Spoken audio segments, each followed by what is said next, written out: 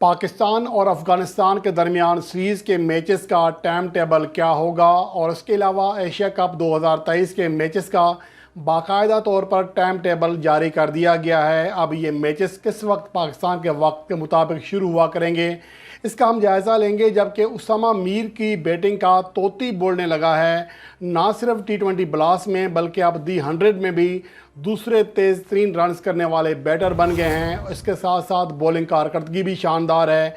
इसके अलावा हम बात करेंगे एशिया कप 2023 के करीब आते ही फ़खर ज़मान बिल आखिर फॉर्म में आने लगे हैं, जबकि मोहम्मद हारिस अपनी बैटिंग फॉर्म बहाल करने में या हासिल करने में ताहाल नाकाम है।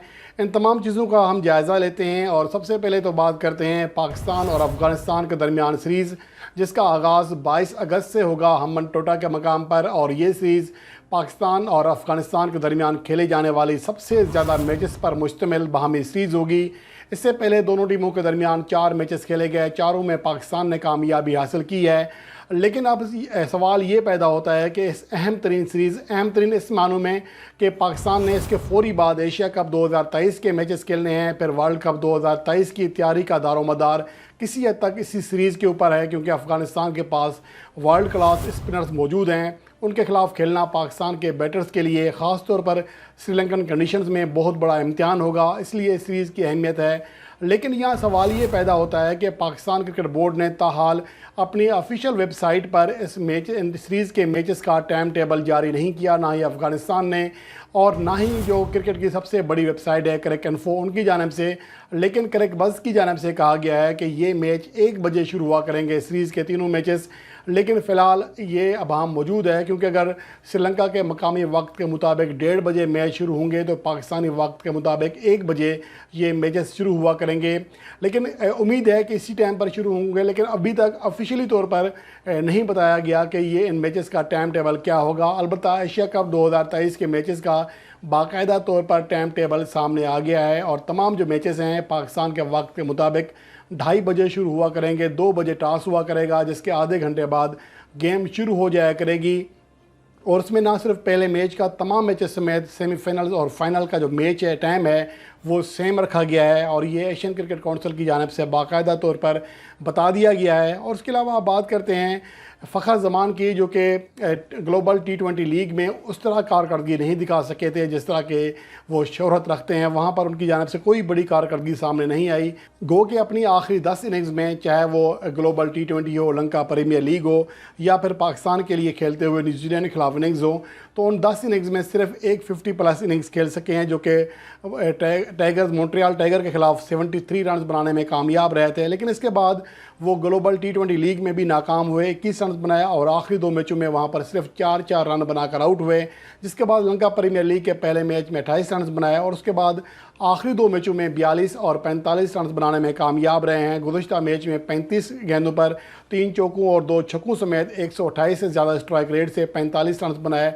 और एशिया कप 2023 के करीब आते ही फ़खर ज़मान अब किसी हद तक अपनी फॉर्म बहाल करते हुए दिखाई दे रहे हैं। गुज़श्ता जो मैच खेला गया उसमें भी शानदार बैटिंग की, ख़ास तौर पर जो उनके तबरेज़ शमसी हैं, उनके बॉलर मुखालिफ थे, बहुत वर्ल्ड क्लास बॉलर हैं, नंबर 1 T20 बॉलर रहे हैं, उनके खिलाफ भी धुआंधार बैटिंग की, छक्का भी लगाया। तो ओवरऑल देखा जाए तो फ़खर ज़मान की बैटिंग जो है किसी हद तक उनकी बैटिंग फॉर्म बहाल होती हुई दिखाई दे रही है। लेकिन मोहम्मद हारिस जो कि पाकिस्तान के विकेट कीपर हैं, उनकी जो कारकर्दगी है बैटिंग के एतबार से वो ज़्यादा बेहतर नहीं रही है। इससे पहले भी उनका पाकिस्तान के लिए जो वनडे इंटरनेशनल रिकॉर्ड है वो ज़्यादा बेहतर नहीं है।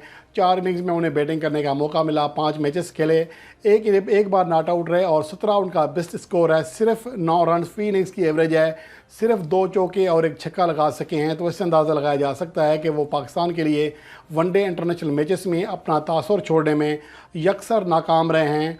और अगर मौजूदा वक्त में कारकर्दगी देखें तो एशिया कप जो इमर्जिंग एशिया कप हुआ उसमें बतौर कप्तान 2 50+ इनिंग्स खेलने में ज़रूर कामयाब रहे और पाकिस्तान ने इमर्जिंग एशिया कप की टाइटल ट्रॉफ़ी भी अपने नाम की। लेकिन उसके बाद ग्लोबल T20 लीग में और अब लंका प्रीमियर लीग में मोहम्मद हारिस का जो बैट है वो पूरी तरह खामोश है।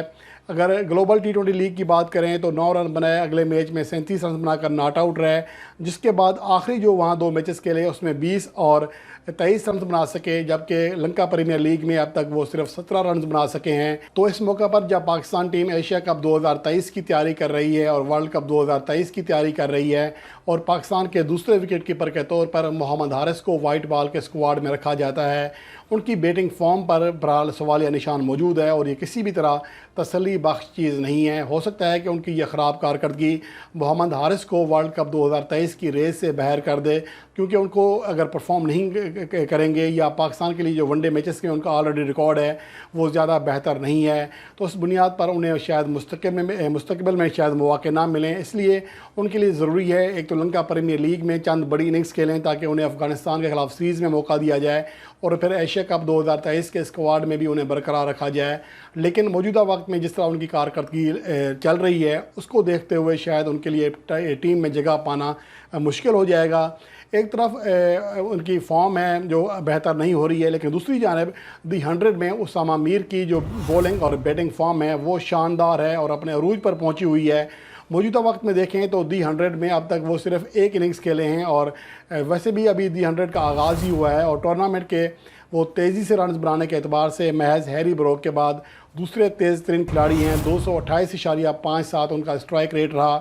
اس کے علاوہ T20 بلاسٹ میں بھی ایک موقع پر بلکہ ٹورنامنٹ کے ابتدائی حصے میں وہ تیز ترین کھلاڑی تھے، سب سے زیادہ اور سب سے بہتر اسٹرائک ریٹ سے رنز کرنے والے بیٹر تھے، لیکن بعد میں وہ قدرے نیچے ضرور ہے، لیکن اوورآل ان کی جو بیٹنگ کارکردگی ہے وہ انتہائی شاندار جا رہی ہے، جس کی وجہ سے پاکستان کے سلیکٹرز کے لیے فیصلہ کرنا مشکل ہوگا کہ ورلڈ کپ 2023 کے لیے اسامہ میر کو پاکستان کے اسکواڈ میں رکھا جائے یا پھر اماد وسیم کے تجربے کے اوپر ان کو فوقیت دی جائے۔ تو یہ ایک بڑا سوال ہے، لیکن اسامہ میر نے جس طرح اپنی کارکردگی دکھائی ہے بولنگ میں یا بیٹنگ میں، اور گزشتہ میچ میں وہ مین آف دی میچ رہے، 27 رن دے کر 2 وکٹیں حاصل کیں اور دھواں بیٹنگ بھی کی، اس کی وجہ سے اب ان کے اوپر جو اعتماد ہے وہ بڑھتا جا رہا ہے۔ خود بابر اعظم بھی ظاہر سی بات ہے یہ چیزیں مانیٹر کر رہے ہوں گے، اور پاکستان کے جو نئے چیف سلیکٹر ہیں انضمام الحق وہ بھی اس بات کو دیکھیں گے، پاکستان کے جو کوچز ہیں وہ بھی اسامہ میر کی کارکردگی کو اپنے ذہن میں رکھ رہے ہیں، تو اس اعتبار سے ان کے لیے آسانی ہو سکتی ہے۔ اگر ان کی کارکردگی کی بات کریں، یہاں بولنگ کارکردگی کو ہٹا کر صرف بیٹنگ کی بات کرتے ہیں، تو T20 بلاسٹ جو کہ T20 فارمیٹ میں کھیلا گیا، انگلینڈ کا مشہور ترین اور سب سے مقابلہ ساز T20 ایونٹ ہے، وہاں پر 11 میچز کی 6 اننگز میں انہیں بیٹنگ کرنے کا موقع ملا اور 3 بار وہ ناٹ آؤٹ رہے۔ 44 کی ایوریج اور لگ بھگ 163 رن فی اننگز کی فی 100 بال کی شاندار اسٹرائک ریٹ کے ساتھ وہ 132 رنز بنانے میں کامیاب رہے۔ ٹورنامنٹ میں صرف 81 گیندیں کھیلیں اور 132 رنز بنائے۔ اس کے علاوہ گزشتہ میچ جو کہ دی 100 کا تھا، 14 گیندوں پر 5 چوکوں اور 1 چھکے سمیت 32 رنز بنا کر ناٹ آؤٹ رہے۔ اور اوورآل دیکھا جائے تو 2022 سے ان کی جو کارکردگی ہے بیٹنگ میں وہ انتہائی شاندار ہے۔ 36 میچز کی 19 اننگز میں انہیں بیٹنگ کرنے کا موقع ملا، جن میں نہ صرف ان کی ایوریج 19 رن فی اننگز کے لگ بھگ رہی ہے، بلکہ اس کے ساتھ ساتھ جو ان کا اسٹرائک ریٹ ہے 162 رن فی 100 بال ہے، جو کہ انتہائی شاندار اسٹرائک ریٹ کہا جا سکتا ہے۔ اس دوران وہ 20 چوکے اور 14 چھکے لگانے میں بھی کامیاب رہے ہیں۔ اگر وہ اس طرح کی کارکردگی دکھانے میں کامیاب رہے تو آگے بھی ان کی کارکردگی جاری رہی تو وہ پاکستان کے اسکواڈ میں ایک بار نہ صرف کم بیک کریں گے بلکہ پاکستان کے مستقل رکن بنانے میں بھی دیر نہیں لگائیں گے۔